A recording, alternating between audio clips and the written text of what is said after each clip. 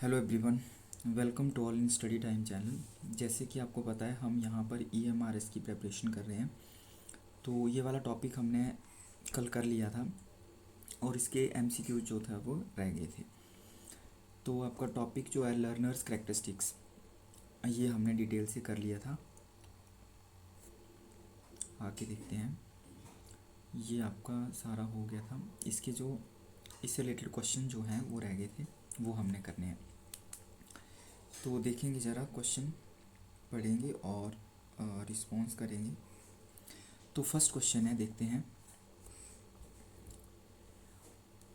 एक ही उम्र के दो छात्र कक्षा में भागीदारी और ऊर्जा के अलग अलग स्तर क्यों दिखा सकते हैं?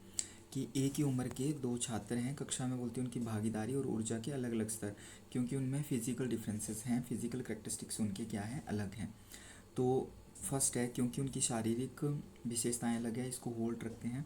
अगला है क्योंकि उनकी नैतिक नहीं आएगा, क्योंकि वे अलग अलग परंपराओं का पालन करते हैं, ये तो बिल्कुल नहीं होगा। क्योंकि उनकी अध्ययन आदतें समान होती हैं, ये भी नहीं होगा।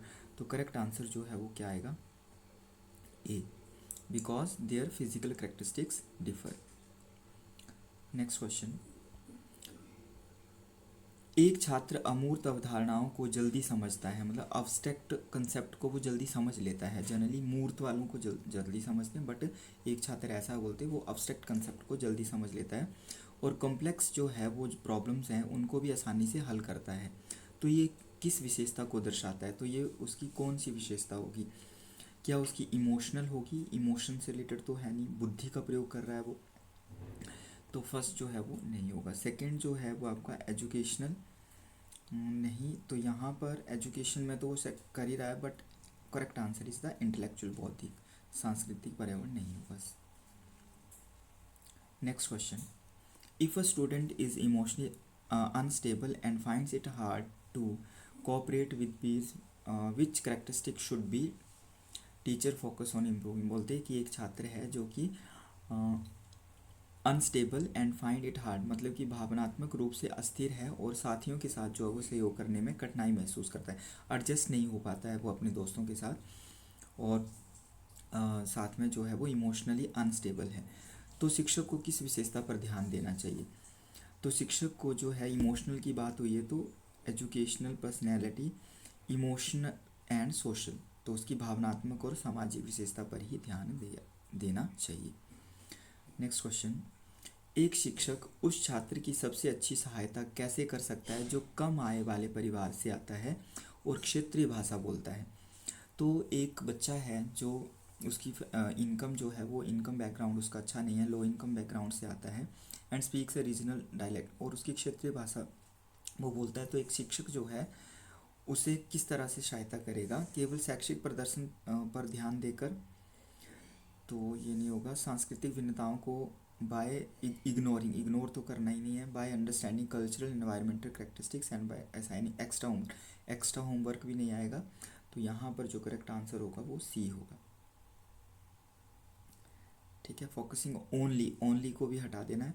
तो मेन हमारे पास क्या रहा, bye understanding cultural and environmental characteristics, किस कल्चर से कैसा एनवायरमेंट है उसका, कैसी उसकी जो कंडीशन है, तो उसको ही जो है वो समझना होगा।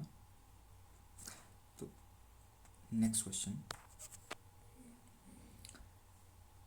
एक छात्र समूह कार्य में लगातार नेतृत्व दिखाता है और आत्म अवधारणा मजबूत होती है, इसमें कौन सी विशेषता स्पष्ट रूप से दिखाई देती है? A student consistently shows leadership quality है एक स्टूडेंट में in a group and task and has a strong sense of self, तो उसमें आत्म अवधारणा जो है वो मजबूत होती है। तो ये कौन सा जो है वो विशेषता होगी?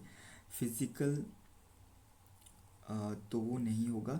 एक तरह से वो उसमें लीडरशिप क्वालिटी है कि उसकी पर्सनैलिटी को वो दिखा रहा है। ठीक है, इंटेलेक्चुअल एंड इमोशनल होगी, यहाँ पर आएगी पर्सनैलिटी, व्यक्तित्व। 5 का बी। Next question. शिक्षकों के लिए अपने छात्रों की भावनात्मक, मतलब कि टीचर के लिए बोलते अपने स्टूडेंट्स की इमोशनल एंड सोशल करेक्टरिस्टिक्स को जो समझना क्यों ज़रूरी हो जाता है? सोशल एंड इमोशनल करेक्टरिस्टिक्स को समझना टीचर के लिए क्यों ज़रूरी है? टू रिड्यूस सिलेबस, ये तो बिल्कुल नेगेटिव है, ये नहीं आएगा। टू मैनेज क्लासरूम डिसिप्लिन, क्या इससे डिसिप्लिन मैनेज होगा? इसको ये नहीं होगा। Assign grade fair more fairly, ये तो बिल्कुल नहीं होगा। Foster better peer relationship and learning engagement, बेहतर सहपाठी संबंध और सीखने की भागीदारी को बढ़ावा देने के लिए।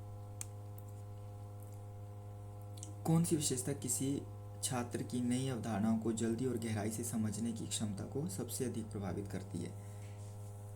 कि इनमें से कौन सी करेक्टरिस्टिक्स है जो कि किसी स्टूडेंट की जल्दी सीखना और उसको डीपली जो है वो अंडरस्टैंड करने की एबिलिटी को अफेक्ट करती है?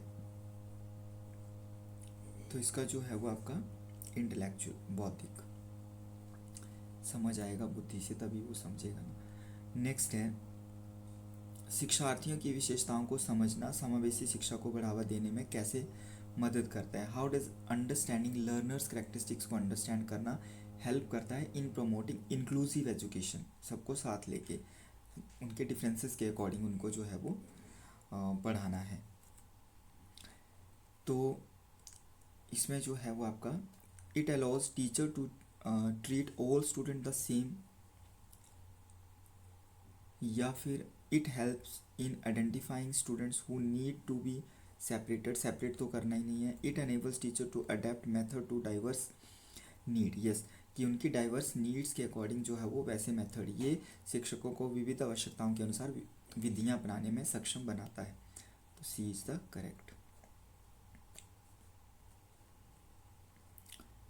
नेक्स्ट क्वेश्चन, मजबूत अध्ययन आदतों और पूर्व शैक्षिक सफलता वाला छात्र संभवतः a student with strong study habits and prior academic success is likely to, जिसका स्टडी हैबिट्स जो है वो स्ट्रॉन्ग है, अच्छे से पढ़ मतलब अच्छा ठीक पढ़ता है वो, एंड प्रायर एकेडमिक सक्सेस, उसकी पहले की जो एकेडमिक सक्सेस है वो भी काफ़ी अच्छी है, तो वो लाइकली टू किसको इंडिकेट करता है? स्ट्रगल विद न्यू लर्निंग, क्या वो उसको न्यू लर्निंग में स्ट्रगल करना पड़ेगा? नहीं, बिल्कुल नहीं। नेक्स्ट है बी लेस मोटिवेटेड, क्यों? वो तो हमेशा वो तो मोटिवेटेड रहेगा, क्यों लेस मोटिवेटेड रहेगा? अवॉइड क्लासरूम पार्टिसिपेशन, अवॉइड नहीं करेगा। Show readiness for advance topic, क्योंकि वो पहले से ही जानता है और वो तत्पर भी है, उसकी स्टडी हैबिट भी अच्छी है, तो वो क्या रेडीनेस दिखाएगा, हमेशा रेडी रहेगा। Show readiness for advance topic, उन्नत विषयों के लिए तत्परता दिखाएगा। Which combination of characteristics would most help a student become a responsible and respectful member of society? अब इसमें जो है बोलते कौन सी विशेषता जो है वो छात्र को समाज में जिम्मेदार और सम्मानजनक सदस्य बनने में सबसे अधिक मदद करेगी? कि एक बच्चे को रिस्पॉन्सिबल एंड रिस्पेक्टफुल मेंबर जो है वो सोसाइटी में बनने के लिए हेल्प करेगी। Physical and educational, intellectual and emotional, moral, क्योंकि मोरल वैल्यूज़ की बात करें ना हम, रिस्पॉन्सिबल रिस्पेक्टफुल मेंबर की उसमें कितनी मॉरल वैल्यूज़ है, नैतिक मूल्यों, नैतिक और मूल्य आधारित, तो रिस्पॉन्सिबल एंड रिस्पेक्टफुल की बात हुई है तो वो आपका आएगा moral and value based. C is the correct answer. तो ये आगे आप आंसर्स देख सकते हैं यहाँ पे। तो ये कुछ क्वेश्चंस थे जो कि हमारी कल वाली क्लास से कुछ रह गए थे, थोड़ा नेटवर्क इश्यूज थे तो उसकी वजह से जो है वो ऑफ मतलब लाइव नहीं आना पड़ा। लाइव आने में थोड़ा नेटवर्क जो था वो ज़्यादा दिक्कत हो रही थी, इसीलिए मैंने सोचा कि आपको इस तरह से क्वेश्चन जो है वो रिकॉर्डेड फॉर्म में प्रोवाइड करवाए जाए। तो जो भी यहाँ पर नए स्टूडेंट्स होंगे वो चैनल को सब्सक्राइब कर लेंगे, क्योंकि हम जो है वो यहाँ पर कंप्लीट EMRS का जो है वो सिलेबस करेंगे। साथ में अगर कोई TGT, PGT, टैट वगैरह की जो प्रिपरेशन कर रहे हैं उनके लिए भी जो है ये हेल्पफुल रहेंगी classes. So thanks for watching, thank you.